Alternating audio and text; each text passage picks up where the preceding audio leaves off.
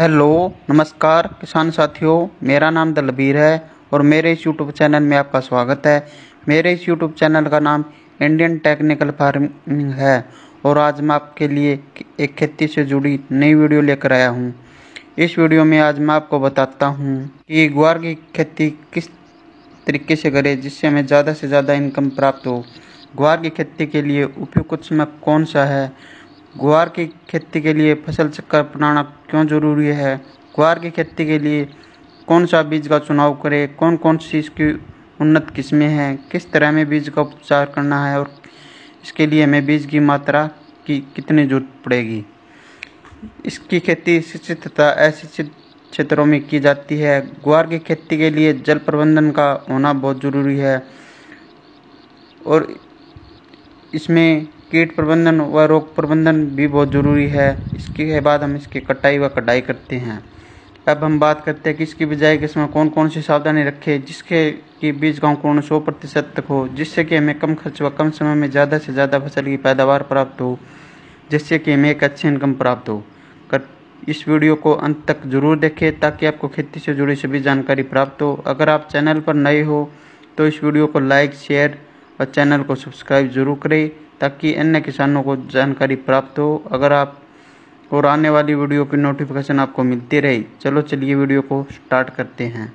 तो सब इलाकों में होती है। यह गर्म मौसम की फसल है जिसे बाजरे के साथ मिलाकर बोया जा सकता है। इसे हरी सब्जी के रूप में भी इस्तेमाल किया जाता है। कुछ जगहों पर इसे हरे चारे के रूप में भी प्रयोग करते हैं। इसका अच्छा दाम भी मिलता है। इससे किसान सालाना लाखों रुपए की कमाई कर सकते हैं। इसकी खेती मुख्य तौर पर राजस्थान, हरियाणा, उत्तर प्रदेश, एमपी व महाराष्ट्र के कुछ हिस्सों में की जाती है। महाराष्ट्र में लगभग 9 हेक्टेयर क्षेत्र में इसकी खेती की जा रही है। कृषि विभाग के अधिकारियों ने बताया कि पशुओं को ग्वार खिलाने से उनमें ताकत आती है, दुधारू पशुओं की दूध देने की क्षमता में वृद्धि होती है। ग्वार से गोंद का निर्माण भी किया जाता है। ग्वार गम का उपयोग अनेक उत्पादों में होता है। ग्वार फली से स्वादिष्ट सब्जी बनाई जाती है। इसका इस्तेमाल दाल तथा सूप बनाने में भी किया जाता है। ग्रामीण क्षेत्रों में यह एक काफ़ी लोकप्रिय फसल है। हेलो नमस्कार सभी किसान भाइयों का मेरे इस यूट्यूब चैनल में आपका स्वागत है। मेरे इस यूट्यूब चैनल का नाम इंडियन टेक्निकल फार्मिंग है। आज मैं आपको 365 ग्वार की वैरायटी के बारे में कुछ विशेषताएं बताऊंगा। ग्वार की 365 वैरायटी की पैदावार सबसे अच्छी होती है। यह ग्वार बिल्कुल वाइट होता है। अगर बारिश ज़्यादा हो जाए तो इस वैरायटी का रंग कुछ काला भी पड़ जाता है। की बुआई हरियाणा व राजस्थान में की जाती है। 1 एकड़ के लिए 5 किलो बीज पर्याप्त रहता है। इसकी बिजाई आप हल्की, मध्यम, भारी और रेतीली मिट्टी में की जा सकती है। 5 केजी पैकेट की कीमत 500 रुपये के आसपास होती है। 365 वैरायटी के पौधे की हाइट सबसे ज़्यादा होती है। इस वैरायटी में किसी भी प्रकार की कोई बीमारी नहीं आती है। अगर ये वीडियो आपको पसंद आए तो इस वीडियो को लाइक, शेयर, कमेंट और इंडियन टेक्निकल फार्मिंग को सब्सक्राइब करें। धन्यवाद। वायु नंबर 7 खेत की तैयारी। नंबर 8 फसल पद्धति या फसल चक्कर। नंबर 9 बीज का चुनाव, बीज की उन्नत किस्में, बीज का उपचार, बीज की मात्रा। नंबर 10 बिजाई या फसल की बुआई। नंबर 11 फसल की बुआई तथा असिंचित क्षेत्रों में। नंबर 12 खरपतवार की रोकथाम। नंबर 13 30 दिन के बाद निराई या गुड़ाई। नंबर 14 30 दिन बाद सिंचाई। नंबर 15 जल का प्रबंधन। नंबर 16 कीट व रोग का प्रबंधन। नंबर 16 इंसेक्टिसाइड व टॉनिक का स्प्रे। नंबर 17 कटाई, फिर कढ़ाई, फिर भंडारण। ये मुख्य सावधानियां हैं जो हमें ग्वार की फसल में रखनी चाहिए। ग्वार की खेती के लिए उपयुक्त समय। ग्वार की खेती खरीफ और गर्मी के मौसम में की जाती है। कालीन फसल की बुआई के लिए मई महीने का प्रथम पखवाड़ा उपयुक्त समय है। यही आप नहरी पानी से भी कर सकते हैं। देरी से बुआई करने पर पैदावार पर प्रतिकूल प्रभाव पड़ता है। वर्षा ऋतु की फसल की बुआई के लिए जून व जुलाई उपयुक्त समय है। वर्षा आधारित क्षेत्रों में जुलाई माह में वर्षा आगमन के समय ही ग्वार की बुआई कर देनी चाहिए। बाजार में बाजरा की बहुत सी वैरायटियाँ उपलब्ध होती है। मई महीने में अगेती वैरायटी व जून जुलाई में हम 75 वैरायटी या फिर हम समय के अनुसार ही वैरायटी का चुनाव करते हैं। खेत का चुनाव, इसके बाद हम बाजरा की बिजाई के लिए हम खेत का चुनाव करते हैं। अगर पहले उस खेत में सरसों की बिजाई की थी तो सरसों के फन्नों को रोटावेटर की सहायता से 1-2 बार अच्छी तरह से जुताई कर दे ताकि सरसों के फन्नों खेत में अच्छी तरह से मिट्टी में मिल जाए। फिर आप हैरों की सहायता से 2-3 बार अच्छी तरह से जुताई कर दे। फिर आप लेजर लेवलर की सहायता से खेत को समतल कर दे। अगर खेत पिरानी है तो आप रोटावेटर की सहायता से 2-3 बार जुताई कर दे। फिर आप हैरों की सहायता से उसकी 1-2 बार अच्छी तरह से जुताई कर दे या फिर आप कल्टीवेटर की सहायता से एक गहरी जुताई कर दे। अगर खेत नहरी है तो उस खेत को लेजर लेवलर की सहायता से समतल कर दे ताकि खेत की सिंचाई अच्छी तरीके से हो जाए। मिट्टी की जांच, सबसे पहले अपने खेत की मिट्टी की जांच करवा ले, जिससे हमें यह पता चल जाता है कि यह मिट्टी में कौन कौन से पोषक तत्वों की कमी है और खेत की मिट्टी किन किन फसलों के लिए उपयुक्त है और इस मिट्टी में कौन कौन सी फसलें उगाई जा सकती है, जैसे गेहूँ, चना, अरहर, सरसों, राया, बरसीन, गन्ना, आलू, मक्का, बाजरा, कपास। मिट्टी की जांच से हमें यह पता चल जाता है कि इस मिट्टी का पीएच मान कितना है और इसमें कौन कौन सी फसलें उगाई जा सकती हैं। पानी की जांच, अगर आप फसल की बिजाई के लिए नहरी पानी का इस्तेमाल करते हैं तो यह सभी प्रकार की फसलों के लिए अच्छा है और इसमें बीज का अंकुरण 100% हो जाता है। अगर आप ट्यूबवेल के पानी से फसलों की बिजाई करते हैं तो आप सबसे पहले ट्यूबवेल के पानी की जांच करवा लें। अगर ट्यूबवेल का पानी पीने में मीठा है तो इसमें पानी का पीपीएम ज़्यादा हो सकता है और बीज अंकुरण के समय यह एक समस्या बन जाता है।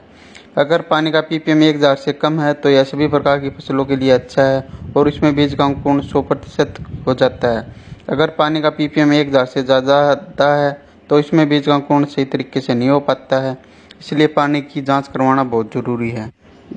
ग्वार की फसल में हमें ट्यूबवेल के पानी का इस्तेमाल नहीं करना चाहिए क्योंकि इससे ग्वार की फसल अच्छी नहीं होती है।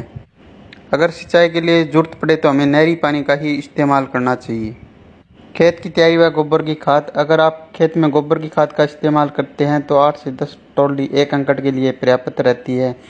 गोबर की खाद जमीन में अच्छी तरह बिखेरकर जमीन को समतल कर देना चाहिए। ग्वार की खेती के लिए भूमि, ग्वार की खेती के लिए उचित जल निकास वाली दोमट व बलुई दोमट मिट्टी सर्वोत्तम रहती है। यह फसल सिंचित व असिंचित दोनों क्षेत्रों में सफलतापूर्वक उगाई जा सकती है। हल्की क्षारीय व लवणीय भूमि जिसका पीएच मान 7.5 से 8.5 तक हो, वहीं पर ग्वार की खेती आसानी से की जा सकती है। ग्वार के लिए एक जुताई मिट्टी पलटने वाले हल या डिस्क हैरो से क्रॉस जुताई कर पट्टा लगा देना चाहिए। इसके उपरांत एक कल्टीवेटर से जुताई पर्याप्त रहता है जिसमें मृदा नमी संरक्षित रहे। जुलाई जून के द्वितीय पखवाड़े में ही करनी चाहिए। इस प्रकार तैयार खेत में खरपतवार कम पनपते हैं। ग्वार फसल के लिए जलवायु, ग्वार एक सूखा सहन करने वाली व गर्म जलवायु की फसल है। यह उन क्षेत्रों में आसानी से उगाया जा सकती है जहाँ पर औसत वार्षिक वर्षा 30 से 40 सेंटीमीटर तक होती हो। बीजों के अंकुरण व जड़ों के विकास के लिए 25 से 300 सेंटीमीटर के नीचे तापमान उपयुक्त होता है। ग्वार एक प्रकाश संवेदनशील फसल है, अतः इस फसल में फूल व फलियों का निर्माण केवल खरीफ के मौसम में ही होता है। अत्यधिक बारिश, बरसात व ठंड को यह सहन नहीं कर पाती है। जिन क्षेत्रों में अत्यधिक गर्मी पड़ती है परंतु सिंचाई की सुविधा उपलब्ध है, वहाँ पर ग्वार की खेती से भरपूर पैदावार ली जा सकती है। शुष्क और अशुष्क दोनों दशाओं में इसकी खेती आसानी से की जा सकती है। ग्वार एक उष्ण कटिबंधीय फसल है जो 18 से 30 डिग्री सेल्सियस के औसत तापमान पर पकती है।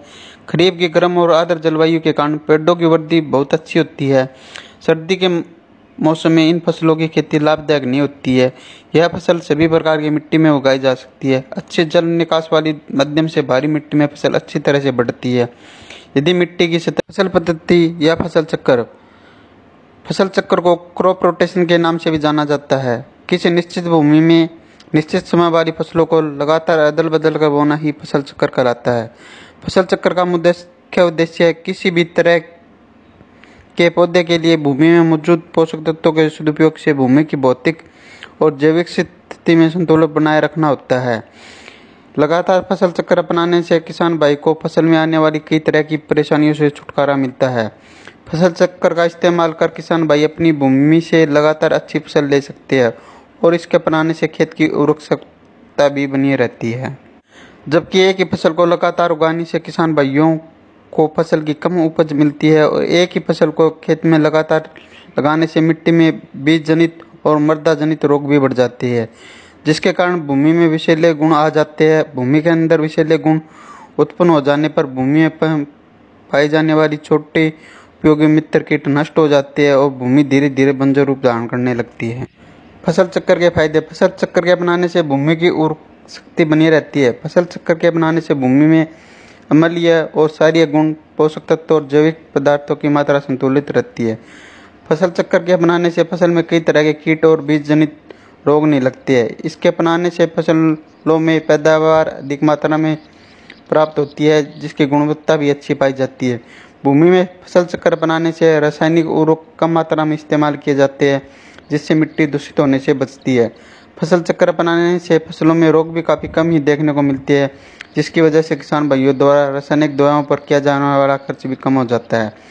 फसल चक्र के दौरान फली वाली फसलों के बोने पर खेत में नाइट्रोजन की पूर्ति बनी रहती है। फसल चक्र अपनाने से खेत में खरपतवार में कमी देखने को मिलती है, क्योंकि फसल चक्र के दौरान अधिक गुड़ाई वाले फसलों को बोने पर खेत में खरपतवार नष्ट हो जाते हैं। अधिक पोषण तत्व ग्रहण करने वाली फसलों की खेती के बाद खेत को एक बार खाली छोड़ देना चाहिए। किसी भी विशेष रोग के लगने पर उस फसल को लगातार खेत में नहीं उगाना चाहिए। जिन फसलों की जड़ें अधिक गहराई में जाती है, उन फसलों के बाद जिन फसलों की जड़ें कम गहराई में जाती है उन्हें उगाना चाहिए। अनाज फसलों को उगाने के बाद 2 से 3 साल में एक बार धनलनी फसल को जरूर उगाना चाहिए। अधिक गुड़ाई वाली फसलों के बाद कम गुड़ाई की जरूरत वाली फसलों को उगाना चाहिए। अधिक सिंचाई वाली धान जैसी फसलों के बाद कम सिंचाई वाली जरूरत की फसलों को उगाना चाहिए। अधिक उर्वरक लेने वाली फसलों के बाद जिन फसलों की उर्वरक की काफ़ी कम आवश्यकता होती है उन्हें उगाना चाहिए। इस प्रकार हमें फसल चक्र अपनाना चाहिए। बीज का चुनाव। हमें एक ऐसी वैरायटी का चुनाव करना होता है जो वैरायटी अच्छा उत्पादन देती हो, जिसका उत्पादन ज़्यादा से ज़्यादा होता हो और जिसकी मार्केट में बहुत ज़्यादा मांग हो और उसका भाव भी अच्छा हो, क्योंकि एक बढ़िया क्वालिटी का बीज ही हमें एक अच्छा उत्पादन और मुनाफा दे सकता है। बीज की उन्नत किस्में। ग्वार की उन्नत किस्में। बाजार में ग्वार की कई उन्नत किस्में देखने को मिल जाती है, जिन्हें चारे, दाने और हरी फलियों के आधार पर 3 भागों में बांटा गया है। उन्नत किस्में इस प्रकार है। दानों के लिए उन्नत किस्में अज्जी 365, अज्जी 563, 220।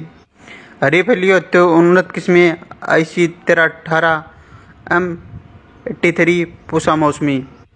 हरे चारे के लिए उन्नत किस्में ये मुख्यतः हरे चारे के लिए उपयोग की जाती है। बुंदेल ग्वार 3, ग्वार क्रांति, बुंदेल ग्वार 2, गोरा 80, बुंदेल ग्वार 1। अगर आप पैदावार के लिए उपयोग करते हो तो दाने वाली उन्नत किस्मों का ही चुनाव करना चाहिए। अगर आप हरे चारे के लिए उपयोग करते हो तो हरे चारे वाली उन्नत किस्मों का उपयोग। ग्वार के बीजों की मात्रा व बीज उपचार। यदि आप ग्वार की फसल दानों और हरी फलियों के लिए करना चाहते हैं तो 1 एकड़ के लिए दाने की फसल के लिए 5 से 6 किलो बीज पर्याप्त रहता है और हरी खाद फसल में 15 से 16 किलो प्रति एकड़ बीज की जरूरत होती है। इसके अलावा आप हरे चारे के लिए फसल का उपयोग करना चाहते हैं तो 16 से 17 किलो बीज प्रति एकड़ की जरूरत होती है। इन बीजों को खेत में लगाने से पहले उन्हें कैप्टन या बावस्टिन की उचित मात्रा में उपचारित कर लिए, ताकि बीजों को आरंभ में फफूंद या फंगस जैसे रोग न लगे। पौधे में जड़ों की अधिक मात्रा में गांठ पैदा करने के लिए जीवाणु रोधक राइजोबियम उर्वरक से उपचारित कर लेना चाहिए। 1 हेक्टेयर के खेत में 200 ग्राम की मात्रा वाली 2 पैकेट वार जीवाणु रोधक की जरूरत होती है। सबसे पहले हम FIR यानी सबसे पहले हम फंगिसाइड से बीज को उपचारित करते हैं, फिर इंसेक्टिसाइड से बीज को उपचारित करते हैं, फिर राइजोबियम कल्चर से हम उपचारित करते हैं। फंगिसाइड को उपचार करने का मुख्य उद्देश्य फंगस की बीमारियों की रोकथाम के लिए किया जाता है और इंसेक्टिसाइड दवाओं से उपचारित करने का मुख्य उद्देश्य दीमक जैसी रोकथाम के लिए किया जाता है और राइजोबियम कल्चर का उपयोग खेत में जीवाणुओं की संख्या बढ़ाने के लिए उपयोग किया जाता है, जिससे खेत में जीवाणुओं की संख्या बढ़ जाए, जिससे कि एक अच्छी फसल प्राप्त हो। ग्वार फसल में खाद एवं उर्वरक। ग्वार दलहनी फसल होने के कारण नाइट्रोजन की कुछ आपूर्ति वातावरण की नाइट्रोजन को जड़ों में उपस्थित पाउंड द्वारा एकत्रित की ली जाती है, लेकिन फसल की प्रारंभिक अवस्था में पोषक तत्वों की पूर्ति के लिए 20 किलो नाइट्रोजन व 40 किलो फास्फोरस प्रति हेक्टेयर पर्याप्त रहता है। संपूर्ण नाइट्रोजन और फास्फोरस की मात्रा बुआई के समय खेत में डाल देनी चाहिए। इसके अतिरिक्त ग्वार की बिजाई को बुआई से पहले राइजोबियम कल्चर की 600 ग्राम मात्रा को 1 लीटर पानी व 250 ग्राम गुड़ के घोल में 15 किलोग्राम बीज को उपचारित कर छाया में सुखाकर बोना लाभदायक रहता है। खेत की तैयारी के समय 5 टन गोबर या कंपोस्ट खाद या 2-3 वर्ष में एक बार अवश्य प्रयोग से पहले मिट्टी की जांच करवा लेनी चाहिए। ग्वार की बुआई की विधि। अधिक पैदावार के लिए ग्वार की बुआई हमेशा पंक्तियों में करें। बुआई हल्के कुंडों में अथवा सीड ड्रिल की सहायता से करें। कुंडों में पौधों की जड़ों के पास वर्षा जल से भी अधिक संग्रहित होता है, जिससे पैदावार अधिक मिलती है और फसल की देखभाल करने में भी आसानी रहती है। ग्वार की बुआई पंक्ति से पंक्ति की दूरी 45 से 50 सेंटीमीटर तथा पौधे से पौधे की दूरी 10 से 15 सेंटीमीटर करनी चाहिए। गहराई 4 से 5 सेंटीमीटर पर करनी चाहिए। बुआई के समय भूमि में पर्याप्त मात्रा में नमी होनी चाहिए, जिससे बीज का जमाव शीघ्र व पर्याप्त मात्रा में हो सके। अगर आपने नहरी क्षेत्र में बिजाई की है तो आप इसकी मेड बना दें। फिर आप इसमें खरपतवार नियंत्रण के लिए पेंडामेलिथियान 30% EC का 500 मिलीमीटर को 250 लीटर पानी में मिलाकर इसका छिड़काव कर दें, जिससे कि खेत में खरपतवार नहीं उगे। खरपतवार नियंत्रण। ग्वार की फसलों को खरपतवारों से पूर्णतः मुक्त रखना चाहिए। सामान्यतः फसल बुआई के 15 से 20 दिन बाद कई तरह के खरपतवार निकल जाते हैं, जिसमें जंगली जूट, जंगली चरी व दूब घास प्रमुख है। ग्वार की फसल में समय समय पर निराई गुड़ाई करके खरपतवारों को निकालता रहना चाहिए। इससे पौधे की जड़ों का विकास भी अच्छा होता है और जड़ों में वायु संचार भी बढ़ता है। दाने वाली फसल में बैसालीन 1 किलो प्रति हेक्टेयर की दर से खेत में बुआई से पूर्व मृदा की ऊपरी 8 से 10 सेंटीमीटर सतह पर छिड़काव कर खरपतवारों पर नियंत्रण पाया जा सकता है। खरपतवारों के नियंत्रण हेतु फसलों की बुआई के 2 दिन पश्चात पेंडामेलिथियान 30% EC का भी छिड़काव कर सकते हैं। बिजाई के 30 दिन बाद खेत में खरपतवार उग जाते हैं। जिस खरपतवार उगने के बाद हमें उसकी निराई या गुड़ाई हाथ से ही कर देनी चाहिए। निराई व गुड़ाई करने के बाद अगर खेत की सिंचाई करनी है तो 30 दिन बाद हम खेत की सिंचाई कर सकते हैं। जल प्रबंधन। अगर खेत में पानी का भराव ज़्यादा हो सकता है तो हमें उसका जल निकासी का प्रबंध करना चाहिए, क्योंकि ग्वार की फसलों में ज़्यादा पानी की जरूरत नहीं होती है। ग्वार की फसल में कीट व रोग प्रबंधन। दीमक। फसल के पौधों की जड़ों को खाकर ये नुकसान पहुंचाती है। बुआई से पहले अंतिम जुताई के समय खेत में क्लोरोफोस 1.5% या क्लोरीफास पाउडर 20 से 25 किलो प्रति हेक्टेयर की दर से भूमि में मिलानी चाहिए। बोने के समय बीज को क्लोरीफायरिस कीटनाशक की 2 मिलीलीटर मात्रा से प्रति किलोग्राम बीज की दर से उपचार कर बोना चाहिए। नंबर 2, कातरा। इस कीट की लट प्रारंभिक अवस्था में फसल के पौधों को खाकर नुकसान पहुंचाती है। इसके नियंत्रण के लिए खेत के आसपास सफाई रहनी चाहिए तथा खेत में प्रकोप होने पर मिथाइल पैराथियोन या क्विनोलोफास 1.5% चूर्ण की 20 से 25 किलोग्राम मात्रा प्रति हेक्टेयर की दर से बुरकनी चाहिए। मोइला। यह कीट पौधे के कोमल भागों का रस चूसकर फसलों को हानि पहुंचाते हैं। इसके नियंत्रण हेतु मोनोक्रोटोफास आधा लीटर मात्रा को 500 लीटर पानी के घोल में मिलाकर छिड़काव कर देना चाहिए। सफेद मक्खी एवं एरातिल्ला। इन कीटों के नियंत्रण के लिए ट्राइजोफोस या मेलाथियान की 1 लीटर मात्रा को पानी में घोल बनाकर प्रति हेक्टेयर की दर से छिड़काव करना चाहिए। Bacterial blight. यह ग्वार की बहुत हानिकारक बीमारी है। इस बीमारी के ऊपर गोल आकार के धब्बे बनते हैं। इस बीमारी के नियंत्रण हेतु रोगरोधी किस्मों का उगाना चाहिए। बीज को 2 ग्राम स्ट्रेप्टोसाइक्लिन से प्रति किलो बीज की दर से उपचारित कर बोना चाहिए। छाछिया। इस रोग के कारण पौधे के ऊपर सफेद रंग के पाउडर का आवरण बन जाता है। इस रोग के नियंत्रण हेतु 25 किलोग्राम बुआई के 30 से 40 दिनों बाद खेत में फुटाव, बुढ़वार और फूलों की संख्या में जबरदस्त वृद्धि करने के लिए हमें प्लानोफिक्स व कल्टार जैसे टॉनिक का इस्तेमाल करना चाहिए। इसका उपयोग करने से फूलों की संख्या में जबरदस्त वृद्धि होती है, फलियों की संख्या ज़्यादा से ज़्यादा बनती है, फूल झड़ते नहीं है। 15 से 20 दिनों के अंतराल में हमें 2 से 3 स्प्रे करने चाहिए। चिप्पा व हरा तेला की रोकथाम के लिए हम मोनोक्रोटोफास या इमिडाक्लोप्रिड या टाटा का असाटाप जैसी दवाइयों का छिड़काव करना चाहिए। अन्य कीट व रोग की रोकथाम के लिए आप अपने नज़दीकी डॉक्टर से भी संपर्क कर सकते हैं। इसके बाद जैसे ही पैदावार या फसल की कटाई शुरू हो, इसके बाद हमें इस फसल की कटाई कर लेनी चाहिए। इसके बाद हम इसकी धूप में सुखा लेना चाहिए। इसके बाद हमें इसकी कटाई कर लेनी चाहिए। कटाई करने के बाद हमें इस फसल का भंडारण कर देना चाहिए। अगर आपको ये मेरी वीडियो पसंद आए तो इस वीडियो को ज़्यादा से ज़्यादा लाइक, शेयर व इंडियन टेक्निकल फार्मिंग को सब्सक्राइब करें। धन्यवाद।